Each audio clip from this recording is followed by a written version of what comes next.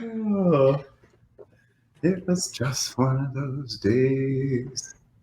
Streaming on Facebook. Hey, we're live. Hey, folks, how are you? I guess it wouldn't be Creative Conversations if we didn't actually not realize we were already on.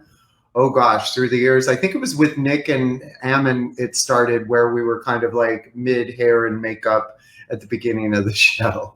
Well, welcome everybody. You are here for Creative Conversations. This is a bi-monthly show we've been doing, although I'm going to tell you we're going to switch to summer hours. But this is a show we've been doing really, it started just about, I think it was, gosh, exactly a year ago, to continue the conversation about creativity, to continue the conversation of Naha, knowing we were more than likely going to postpone the shows, which we have, to keep them live. You know, this was a chance to meet your heroes, to meet incredible artists. I mean, we've had Sam Villa, we've had Tabitha Coffey, we've had Nicholas French, we've had Vivian McKender. It's like the list is so long now of the incredible people. We've had Michelle O'Connor. I mean, I'm gonna do that. It's like the Oscar speech where I'm gonna forget to say someone. So I'm just gonna stop because they're all just as amazing as our guest here today. So I just want to say to all of you, thank you for the incredible year in these creative conversations. Thank you to all of you who continue to watch them and make them as lovely as they are. We will now start gearing more toward a show focus and giving you a little breather for the summer as you get your outfits ready and get your thoughts ready to come out to Vegas. Now, the Naha tickets are already on sale. So all you gotta do is go to probeauty.org/Naha. You're gonna get the details there. Tickets for now. Now, this could change, you know, things change. It's a moving target constantly, but for now, you must buy tickets in 2s and 4s. So grab a friend, grab 3 friends, come to Naha. This will sell out. They're requiring that we put more space between all of you. Love to get all cozy and schmoozy with you, but we need that space between. So make sure you buy early because we will run out and then you'll be crying and scratching at the door. And we won't be able to let you in. So get those tickets while you can. Naha 2022. Really? Naha 2022. Entry opens June 14th. My God, that's like less than a month away. Have you been working on collections? Are you remixing? Either or fine, but go to probeauty.org/Naha and check out all the details. If you need to remix again this year, because, you know, it's kind of like I've been saying 2021 is 2020 with bangs. If you need to remix the collection, then go ahead and do that. Follow the rules and the guidelines that are at probeauty.org/Naha. Check out the remix section. Or if you're shooting a collection and you have any questions about that, make sure you reach out to us. Where? probeauty.org/Naha. And we will get those answered for you. We're already looking forward to all your wonderful things. So Naha entry for 2022. Entry opens June 14th. That is incredible, and it really snuck up on us. The Naha finalist moment, thank you. This is by far one of the most interesting series of submissions we've seen. Beautiful, beautiful work. Thank you to everyone who sent in their stuff. We are making our finalist announcement for the Naha moment on May 24th, so everyone can get in there and choose their favorite. This is Naha meets social media. And make sure you participate. You don't always have 3 or 5 amazing photos, but sometimes you've got that one and we really want to celebrate it. Okay, so thank you for that.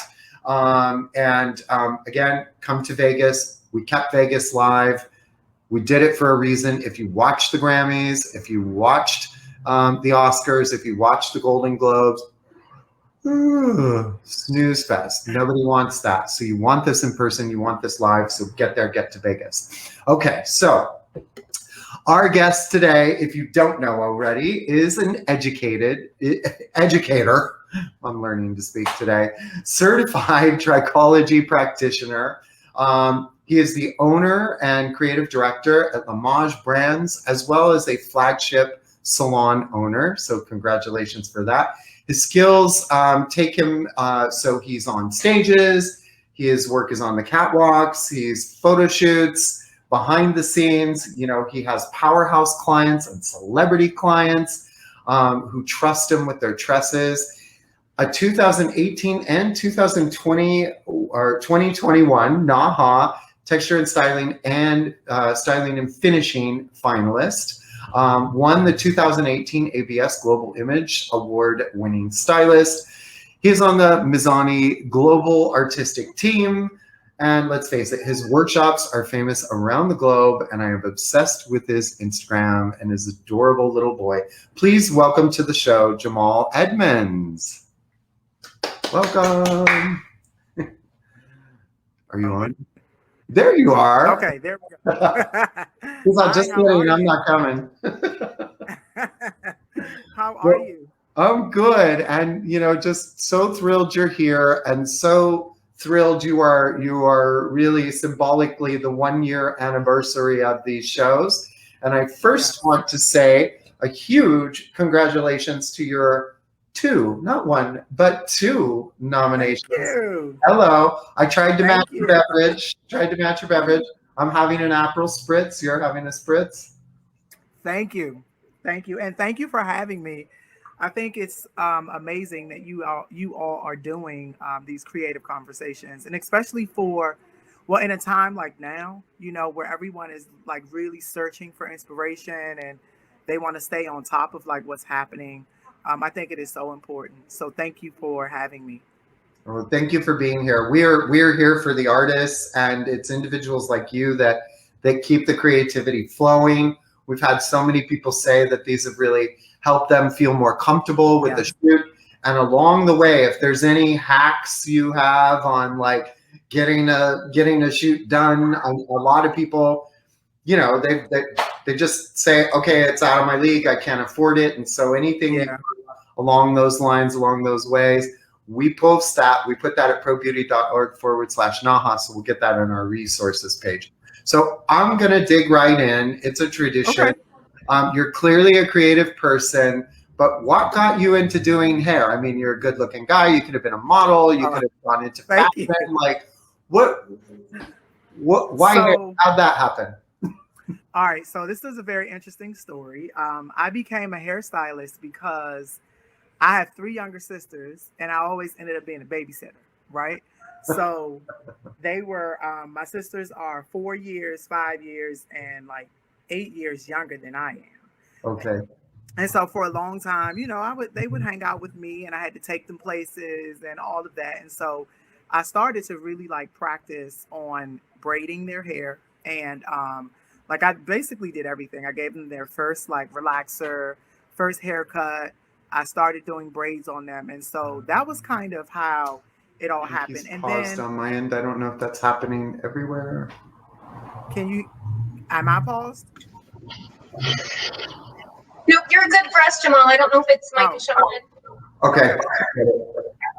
Yeah, so and then I have a lot of women in my family. So my mom, I have, like I said, I have 3 younger sisters, a host of aunts and cousins. And so somehow when I learned how to do their hair, I just became like the family's hairdresser. So I was just doing everyone's hair. And my grandfather was an entrepreneur. He was a chef. Wow. And so very early on in my life, I learned about entrepreneurship. Like we had these little uniforms and we did weddings with them on the weekends and all of that stuff. So I learned about, you know, work ethic and how to show up and how to be prepared. And even like I would help him decorate cakes. And so it's almost like we have a creative family, you know, and that was kind of how it happened. And then I went to my grandma and I was like, hey, I think I want to go to beauty school.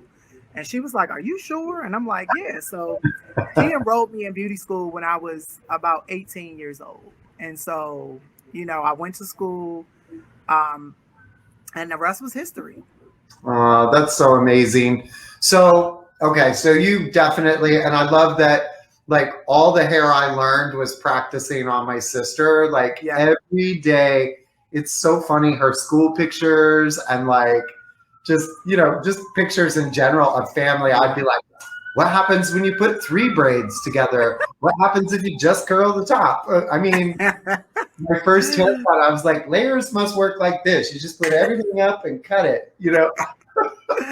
Absolutely. She looked Same like a here. French Same here. poodle.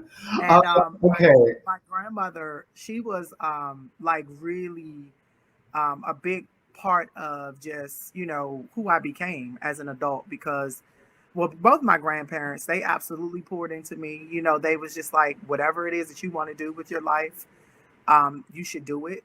And I Yeah. think that that's so important, as a kid, you think about having that support and having someone actually push you to what they know that you're going to be great in. And so for me, I feel like now to this day, I always do. I work so hard because I know that they are proud of me. That my grandma passed maybe about 4 years ago, and my grandfather passed when I was like later on in high school. But they did. My grandmother did get able. She was able to like see me open a salon. She was able to see me do a lot of things in the industry, and I continue to move forward because I feel like she's such a huge source in just making, pushing me in the Yeah. beginning. I'm sure she's proud of her baby, and I'm sorry for Yes. your loss. I can tell they're important in your life. So Yes. you got into salon ownership. Let's talk about your salon and being a salon owner and why that's important to you. Okay, so for me, being a salon owner is so important to me because I feel like, especially in my community, I was going a lot of different places. I haven't worked in a lot of salons, to be honest. I've only worked in probably 3 salons in my life. And then I went into ownership. But through my journey, I met people and I continue to meet people where I feel like the standard of beauty isn't where it needs to be. And the professionalism, for being a salon owner or being a stylist behind the chair it hasn't been always elevated, and especially in my community. And so I wanted to be, a strong Black man that was able to provide mentorship to people or to stylists that were young and was trying to figure out, their way, and then to also be able to have a beautiful space, a beautiful professional space for, Black women to be able to come and to be celebrated. And so that was kind of my mission. And it's always important to me. I'm like right in the heart of Washington, D.C. I'm near Howard University. So it's a great Black college. So I do a lot of the young ladies on campus, and my staff does a lot of the young ladies on campus. So I feel like just us being there and being able to be such, a strong place in the community to help celebrate Black women, that is what is most important to me. Well, your salon is certainly a pillar of the community, and congratulations for that. Thank you. So now what inspired you to enter Naha? And then we're going to get into some of your nominated collections. All right. So, so a friend of mine, Evie Johnson, I believe she was on here a couple. She sure was about 6 weeks ago. Yeah. So that's my bestie. And Okay. we always do everything together. And Okay. so, we learned about Naha. Well, I remember it was someone that won Naha, Shirley Gordon. And Shirley Gordon is actually from my area. And so, growing up, I saw Shirley enter Naha. And like, I remember specifically, it was this one collection where she did like afros, but they all had like zippers or something in it. Beautiful collection. Yeah. And so when I saw that, I was like, wow, what is that? So I'm always the person that's like, I want to see how far I can go. I want to see like, okay, if someone else can do that, if she's able to do it, I want to be able to do it also. And then I also didn't see a lot of people that looked like me, that were entering or that had been nominated. And to be honest, I just think that a lot of Black stylists didn't really know about it, Right. And for me, I think I learned about it because, I work for Mazzani, I work for L'Oreal. So we have a little bit more, we're lucky to be able to have exposure to different things. But when you think about just being just a regular mom and pop salon, you don't have those experiences, and you're not exposed to those things. And so for me, when I saw that, I was like, yeah, I'm going to enter and I'm going to get nominated and then I'm going to win. So, and there is no confidence there. Here's what it takes to get nominated, folks. So I'm going to go back and forth on these because your nominated work this year is here, right, for styling and finishing. But you had submitted similar work from the same shoot, and this is Remix is all about, folks. 3-4 years ago, right? Yeah. So this is what we meant by remix. And when I talked about remix at the top of the show, folks, we were saying if you've got some work, you've got extra shots you didn't use for one of the collections, if as a collection it's not nominated work, go ahead and resubmit. And you never know what can happen. Maybe you're ahead of your time or so forth. So I'm going to keep going back and forth as you direct me, and tell me about the changes you made and why you made them. Okay. So originally the image was, or the collection was shot. My inspiration was Paris. I had just went on a vacation to Paris, and believe it or not, before I became a hairstylist, like my goal was always to become an architect, right? Okay. So I'm obsessed with like buildings and museums and just the structure of a lot of things. And so when I went to Paris, I was like, wow, it was my first time there. I mean, just so much beauty just on the streets, in the hotel rooms and in the museums and all of that. And so I was like, I want to create a collection that reminds me of my trip to Paris. And I wanted all of the looks, to be a little bit structured, but have some texture in it. And then I wanted the women to look like sepia models. I mean, mannequins, I'm sorry. So sepia mannequins. And that was the original, that was my original plan. But when we looked at it, so that is what originally the plan was, right? Yeah. But then the photographer and I, we played around, and I was like, well, what if we did it black and white? And so he sent me black and white, and I was like, I don't really know if I'm feeling that, because it was taking away a lot of the texture, and so he found a way to keep the texture, but add those little subtle, like hints of color, which I thought was brilliant, and again, so that is another thing, when you start to shoot with photographers, you build relationships, and then they kind of know, what it is that you like, and they are able to kind of like help you, in a way, capture it, maybe in a way that you hadn't thought of. Right. And so I love the fact that, Roberto and I have we've done a few shoots, and, he was able to get to know me, and I was able to get to know him. And, he showed me some things, and I was kind of like, oh, I don't like that. And then I was like, well, let me see what you have in mind. And that's when he kind of put the little, the like very, very subtle little hints of color. And it changed the entire aesthetic, Really did. Yeah. I mean, it's so different. It looks gorgeous, and they're both really good. Yeah. But it's just like, wow, it's like a whole new shoot. So this is quintessentially what we mean by remixing your work, folks. From one to and it was also interesting because I was talking to Michelle O'Connor before, and Dilek. And they were explaining to me that, a lot of times they've done the same thing, like they was just like, well, if it doesn't make it this year, maybe you can pick different angles and, resubmit. And so that was kind of what I was thinking about doing. And then when I heard the remix thing came, I was like, okay, that's a perfect time.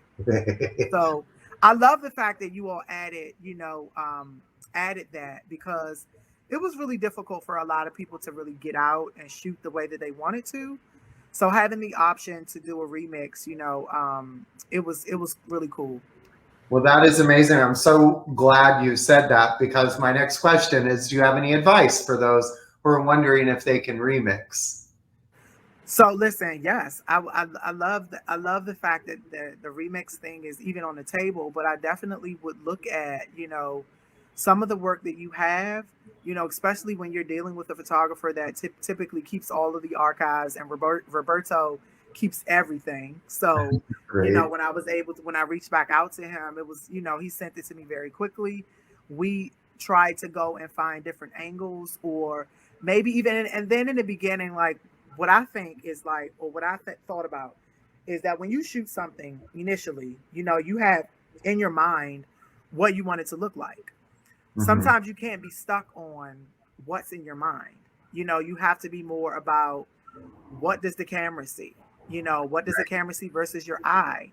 What, you know, what angles work better? You know, maybe the hair needs to be adjusted or something like that. And so I wasn't, when I went back to look at the collection again, that is kind of how I thought. I was like, okay, you know what? I knew what I wanted it to look like in the beginning.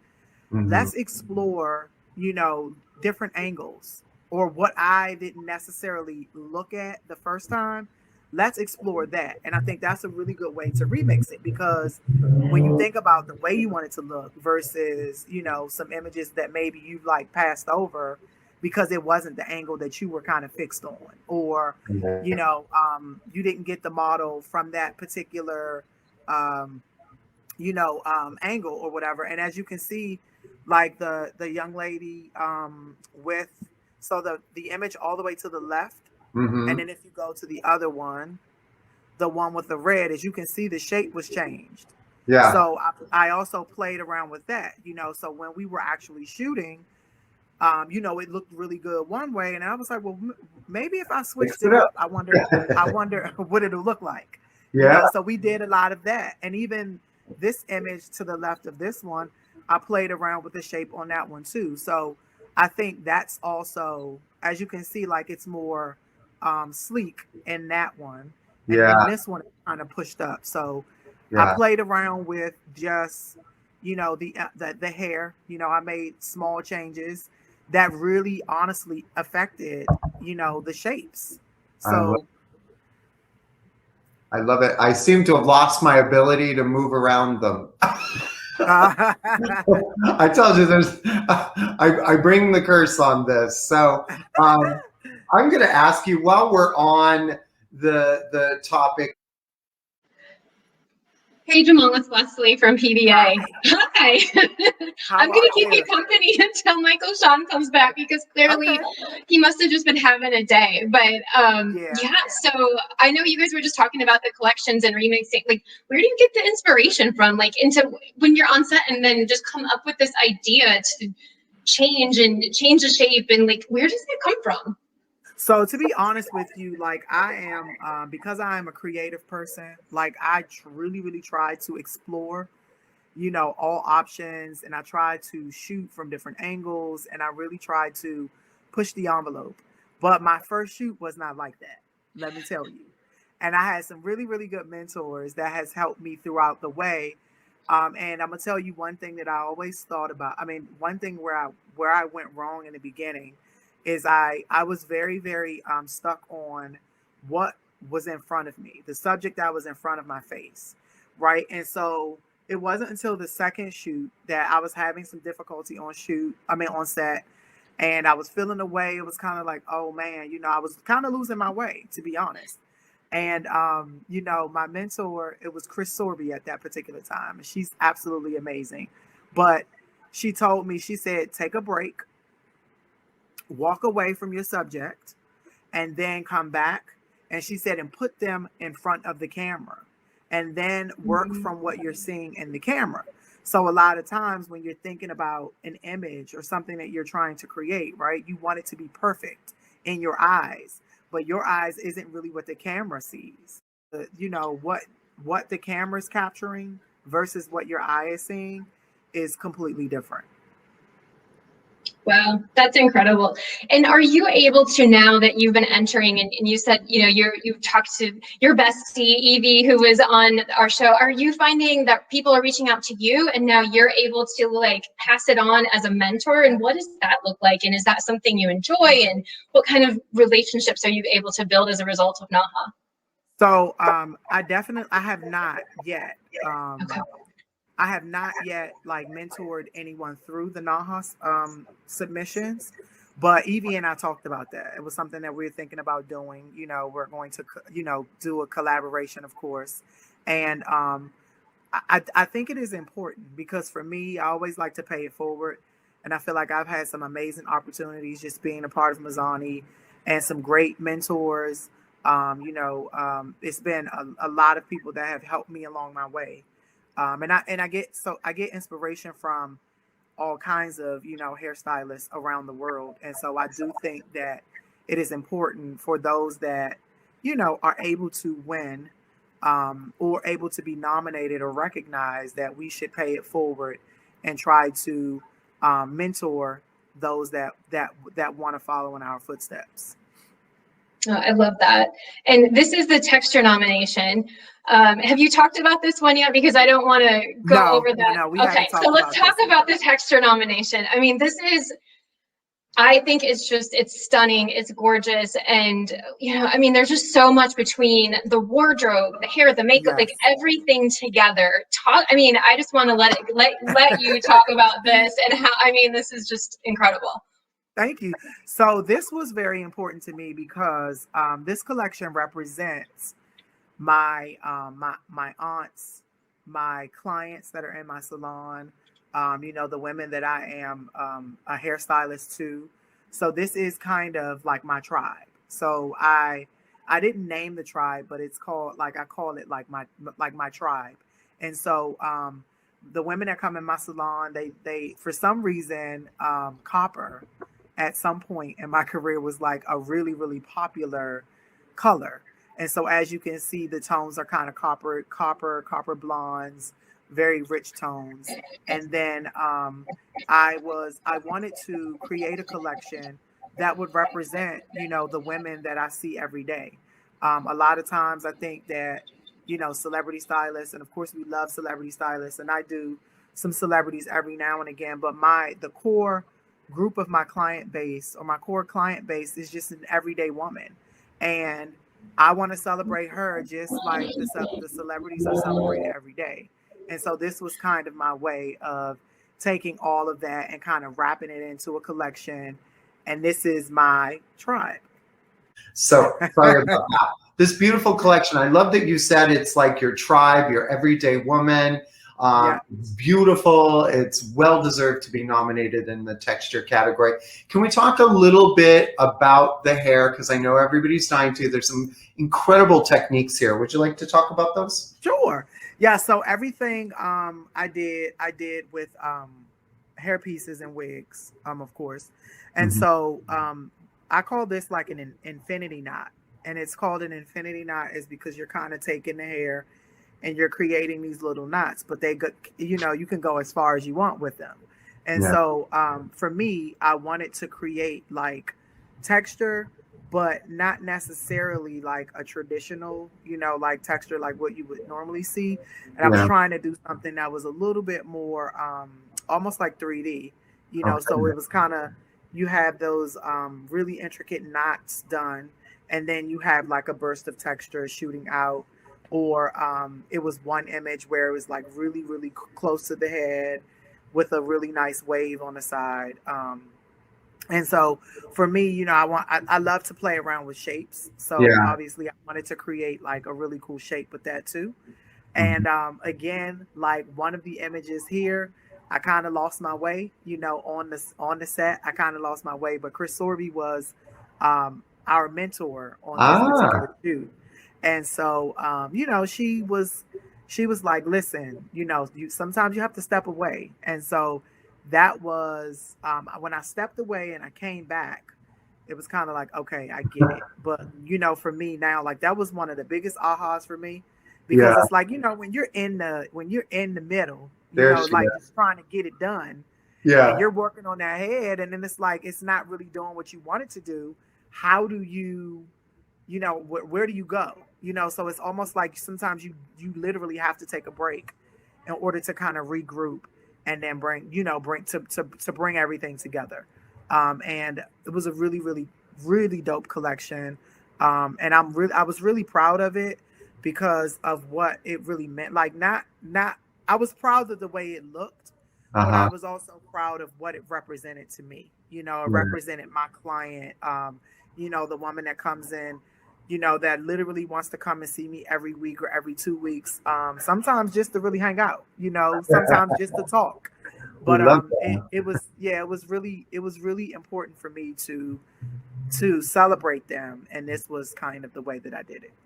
Well, and a big shout out to Chris Sorby if she's watching, a longtime committee member and Naha competitor herself. So it was great to see her face in that shot. Yeah. So I'd like to ask you, while we're on texture, and so you've got the texture nomination that you turned into styling and finishing.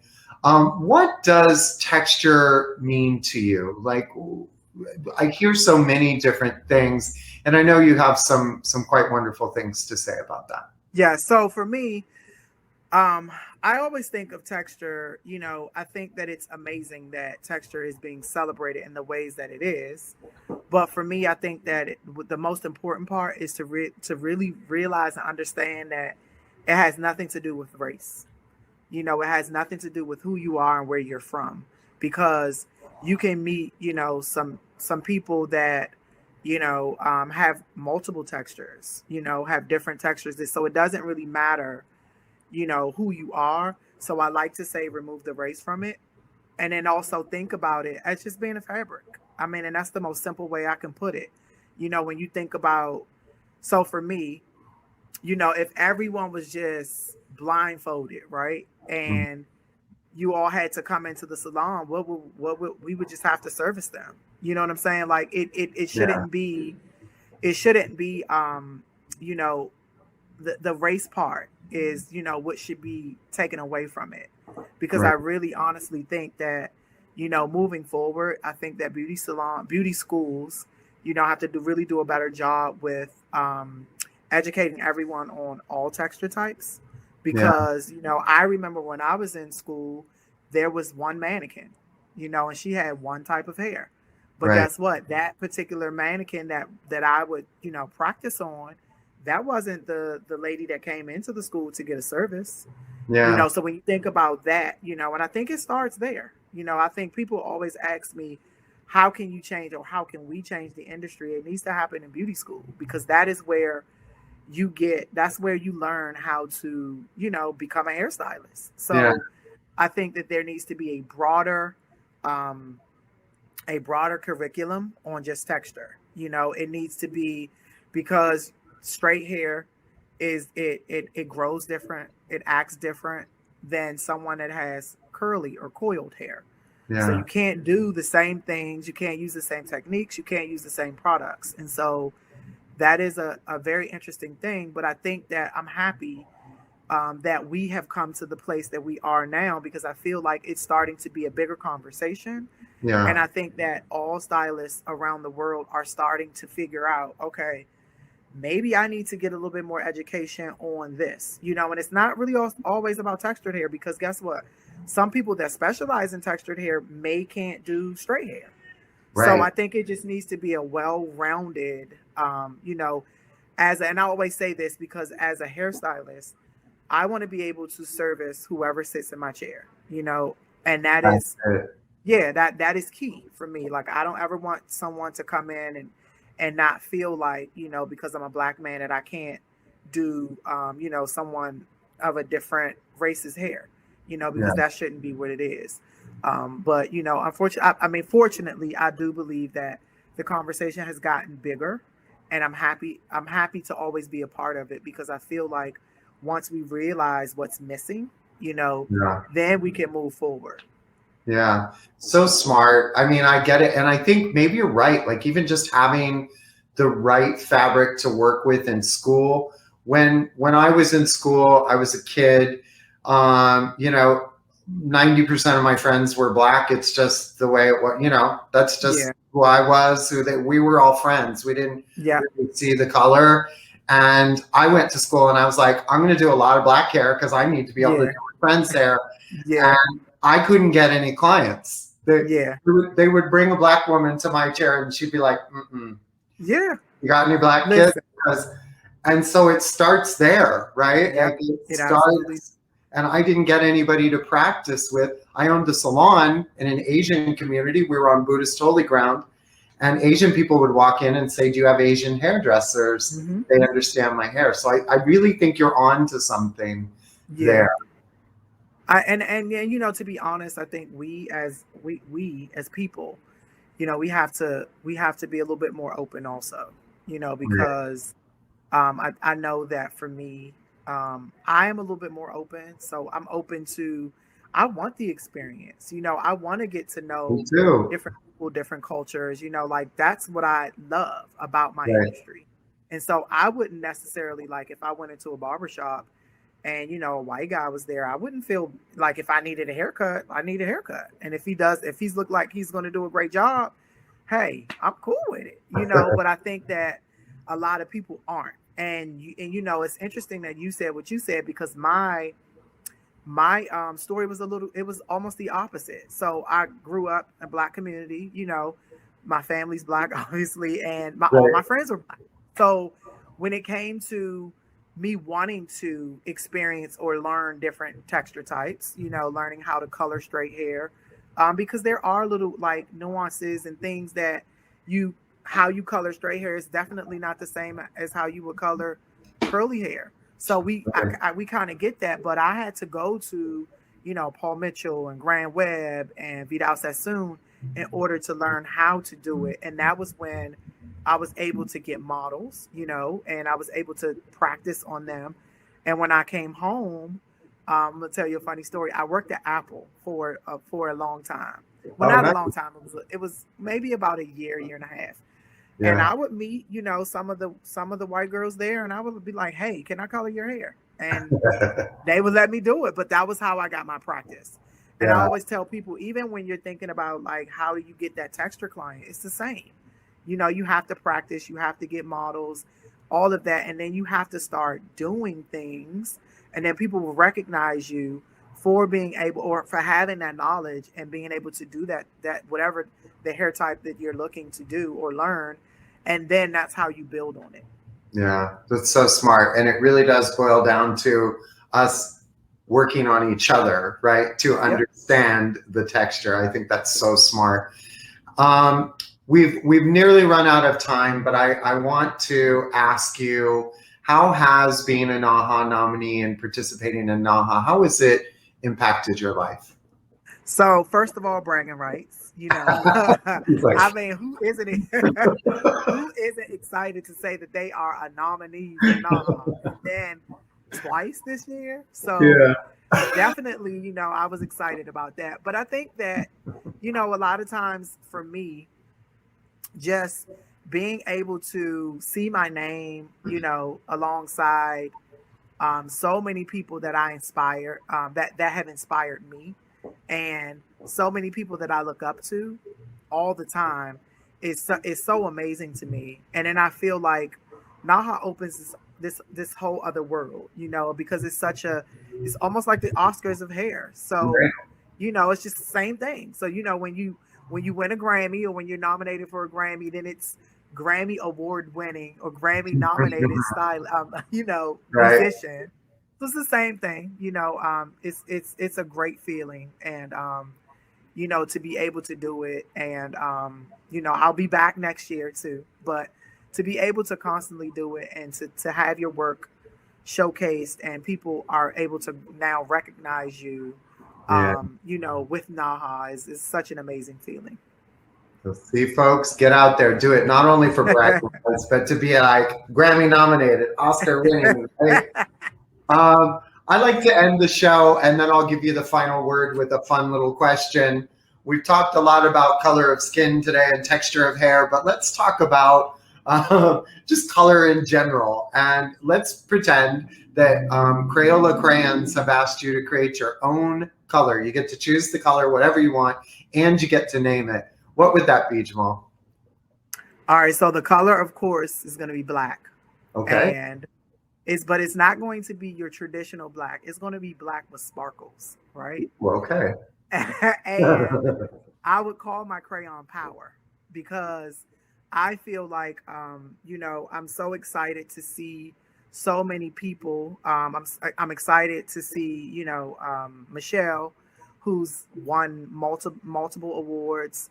I'm happy to see that Evie is nominated, and I'm just really happy to see, a lot more people that look like me being recognized, because it is such an amazing, an opportunity. And I think that a lot of times people don't realize that it's something that you can actually do, because in the beginning of like even the planning process for Naha, it is like work, you know what I'm saying? So to be able to go through it and complete a shoot and then submit it and then actually get nominated, it really warms my spirit to see that. So that would be my crayon, and I would call it power. And your beautiful final statements to us as well, because I think that is anything else, of course, anything else you'd like to share with us today before we leave our wonderful friends. And remember, folks, if you missed any part of this, we had a little glitch in the middle, but you can go back and watch it later, as well as these are saved in the database, probeauty.org/Naha.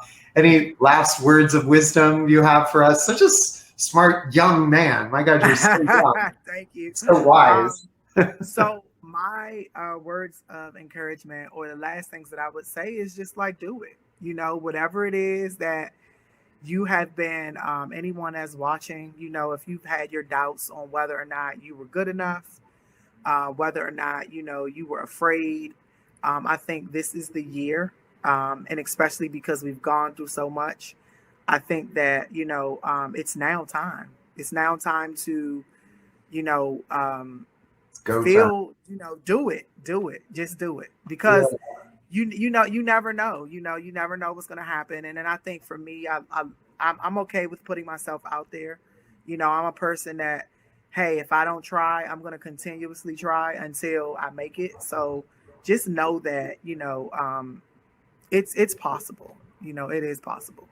It is possible. And let's see if it's your year in Las Vegas. I will certainly see you there. I will be there. I will be backstage, and I can't wait to see you and root you on. Yes. 2 nominations this year. Again, congratulations, Jamal. Ladies and gentlemen, Thank you this so is much. Jamal Edmonds with us here today. Please don't forget, Creative Conversations are going to summer hours. Will be approximately once a month. We're going to gear more toward celebrating this year's awards and events, so stay tuned to that. Some incredible avant-garde artists and legendary creative members will be joining us. And don't forget, you're going to be watching too, I guess, Jamal, May 24th. Absolutely. We're showing our Naha Moment finalists so everybody can get their votes in and choose the most liked photo. Thank you again, Jamal, and thank you to everyone. You are very welcome. Conversations. Have a good day or evening. You're on the East Coast. You too. Take care. It was a pleasure. Pleasure is all ours. All right. Bye. Bye.